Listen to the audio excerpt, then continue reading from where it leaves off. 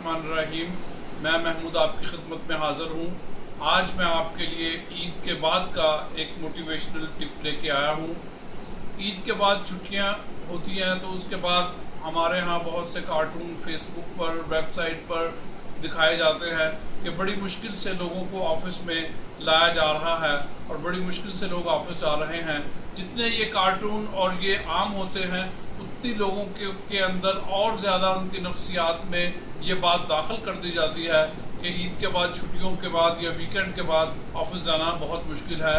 अगर इन्हीं कार्टून को पॉजिटिवली हमारे यहाँ लाया जाए या पॉजिटिवली थॉट्स के ज़रिए लोगों के अंदर लाया जाए तो यकीनन वो छुट्टियों के बाद बड़ी खुशी से ऑफिस जाएंगे।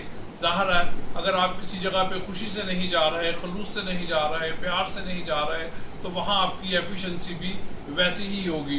तो इसलिए मेरी सबसे गुजारिश है कि ईद की छुट्टियों के बाद, वीकेंड की छुट्टी के बाद बड़े प्यार से, बड़े खलूस से ऑफिस जाइए, बड़े प्यार से काम कीजिए, दोस्तों के साथ घुल मिल कर रहिए, उनके साथ प्यार से रहिए तो आपका वक्त, आपकी एफिशिएंसी, सब कुछ बहुत अच्छे रहेंगे।